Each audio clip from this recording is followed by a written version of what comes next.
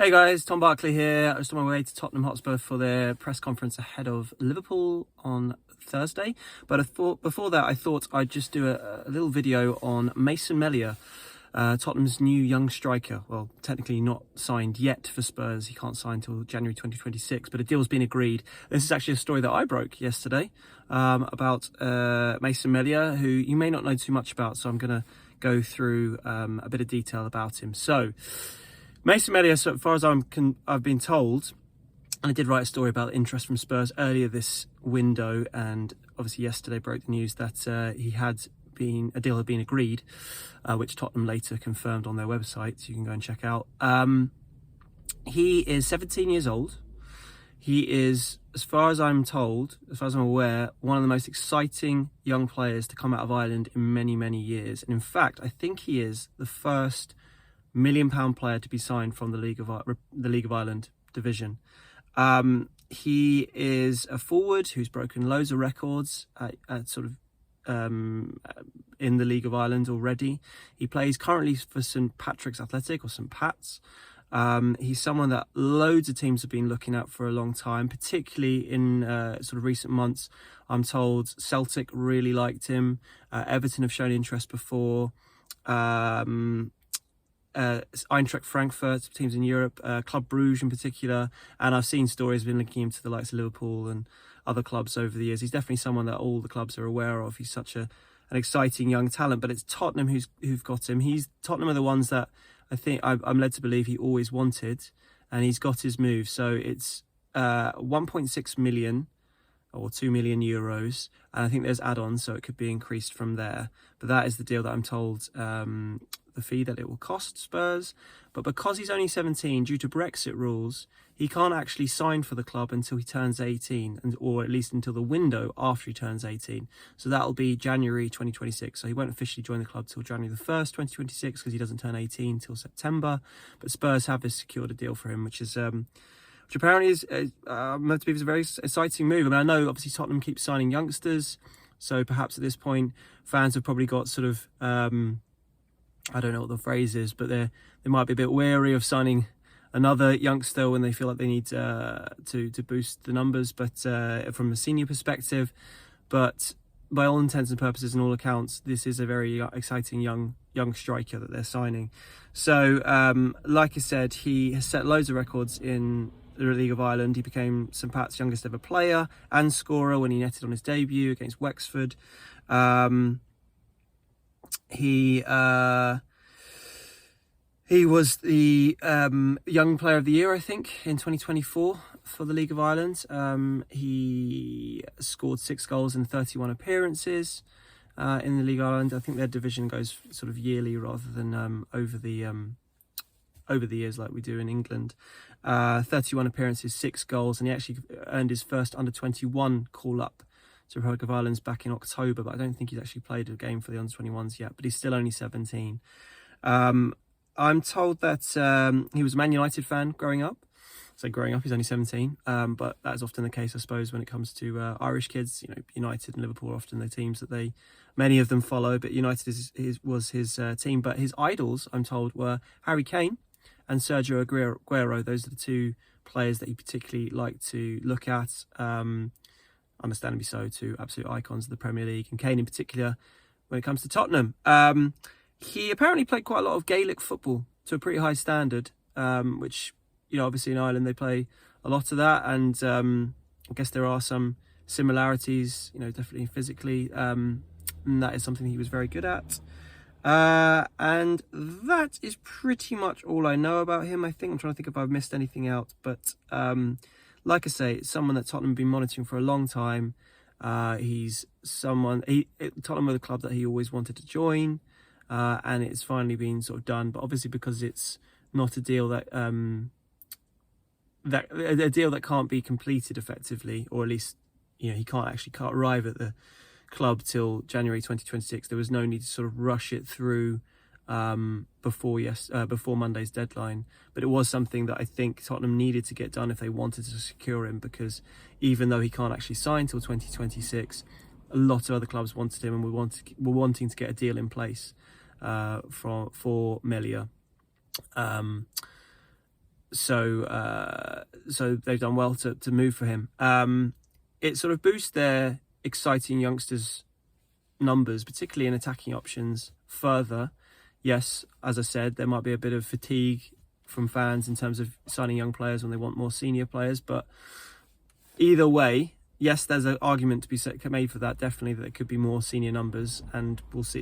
We'll wait to see what happens from the rest of the season. With the lack of or not too many senior signings, I suppose, in January. Albeit Matis Tel is a teenager, but he is a senior signing, definitely. There's no denying that bolstering your youth ranks still is a positive. And now they've got, obviously, Will Lancashire's out on loan in West Brom. He's very highly regarded within the club. Dane Scarlett's come back after a few difficult loans, but he's made a quick impact, obviously, since coming back. So, he's still only 20, so high hopes still for him. And now Melia, a really highly rated young player. One thing I left out is I think he was at Spurs training ground on Tuesday. So it's Wednesday today, ahead of the Liverpool pre-match press conference here. I think he was there on Tuesday, and I'm led to believe that he had a good chat with Postecoglou, who seems to be very enthused about his signing. Maybe he'll speak about him later. There's obviously so much to talk about. That's a youth sign, effectively, at this point. May fall down the sort of pecking order of important subjects, because obviously today we've got the transfer window, the mad deadline day, Matthias Tel signing, and then obviously looking forwards to probably Tottenham's biggest game of the season against Liverpool. But either way, that's pretty much the lowdown on Mason Melia. Just one thing to round off before I go and get on the train to head to Hotspur Way. We spoke to Jed Spence after the Brentford game, but it wasn't. The quotes weren't out until today's newspaper, or 10:30 last night. Just to run through the sort of top lines from Jed, who seemed to be very happy holding his Man of the Match award after rightfully and being awarded it after his excellent performance against Brentford. One of the top lines was he was asked about England, because he had a little Jamaica badge on his kit. And he is very proud of his Jamaican heritage from St Mary's, I believe, but we weren't sure, whether that meant that was the team that the nation that he would like to play for one day, or whether it would be England. But he said, no, definitely it is England. It's one of his goals, I think he said, or at least, he would love a call up to England. I mean, the fact that we're even talking about that as a remote possibility shows you how far Jed Spence has come in a quick space of time, because look, I don't think many people thought he was still going to be at Tottenham in the summer after, talking about loans for Dane Scarlett. I mean, the loans to Rennes, Leeds and Genoa, none of them really were particularly successful from Spence's perspective. None of the clubs wanted to sign him permanently, even though there were opportunities to do that, at least at some of them. I think Genoa had the option. He came back into the fold, and by I say all accounts, specifically Postecoglou's account, when he speaks to us in the press conference, he talks about Spence, maturing effectively and not being a moment's problem when his attitude in particular has been called into question at previous loans. Hence why that's basically the reason, it seems, why his loan was cut short at Leeds. But he's not been a moment's problem since he's come to Postecoglou this season, and he's established himself really through circumstance rather than design, I would say, because let's be honest, Postecoglou didn't include him in the Europa League squad. He did keep him around, and maybe, one thing that some fans have pointed out about Postecoglou's management of Spence, some people are just saying it's just been luck because of injuries that he's come into the team, and that was kind of the case I was about to make now. But it is sort of fair to say that maybe Spence's performances are, have more to do with Postecoglou than I was about to give him credit for, really. I mean, just because he's turned to him now in his injury crisis doesn't mean that the level of performance that Spencer's putting out was always on the cards, and it's just that he hasn't been given an opportunity. It might be the way that Postecoglou is encouraging him and really sort of motivating him and using him in the right way, that he's getting the best out of Spence and the way he plays as a team. So there's another case to be made on that front. But having said that, I'm not wholly convinced he would have got much game time if Udogie had been fit and all these injuries hadn't happened. But it's been one of a few rays of light during this sort of bleak injury crisis, along with Archie Gray, along with Lucas Bergvall's emergence. Spence, the way he's sort of come back into it and performed as brilliantly as he did against Mo Salah in the first leg against Liverpool. Fingers crossed he can do the same thing again at Anfield on Thursday. Pardon me. and obviously at Brentford at the weekend, that now you're thinking with his composure, his ability, and if he's got the right attitude as well, if he keeps playing the way they are, and the fact that England are really short of left backs, even though Spence really is a right back, is it completely out of the question? I think we'd have to see a lot more from Jed Spence in the rest of the season before that is a real possibility. But anyway, he was asked about it and he said, I would love a call up and I'd love to play for England. So we'll wait to see on that one and see his progress, I suppose. I mean, either way, I think at the very least, Tottenham have discovered, I suppose, through this injury crisis, they've got a player who's a really excellent young player who they can rely on. And suddenly you're looking at next season. I mean, do they go out and sign another left back and give them competition with Udogie and Spence just becomes a right back, or does he become, well, because he's so good at the left back, he can basically cover both positions? I don't know. We'll see.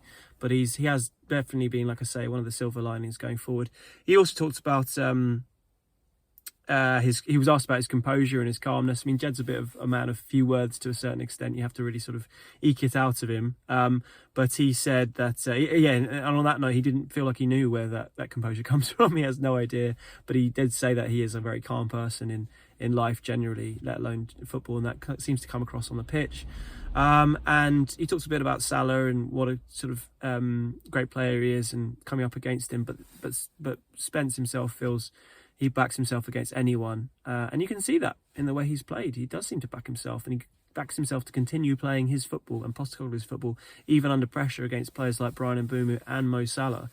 And he says Spurs are ready for this big game on Thursday, which you cannot stress enough is an absolutely massive game, a transformative game. If they can get through this and make a final, even if they don't win the final, I think getting to the final and getting past Liverpool could be a massive sort of sea change in what has been a very difficult season so far. Anyway, I'm going to go get on the train. That's the lowdown on Mason Melia and a little bit about Jed Spence from what we spoke to him after the game on Sunday. And I will do a video after the press conference today, see what Ange Postecoglou, and I suppose it won't be, it's not Europa League, what am I talking about? It would just be Ange today. After the press conference, and see what he had to say about the transfer window, about this huge Liverpool game, and maybe a little bit about Mason Melia, who knows. Cheers guys, speak to you later.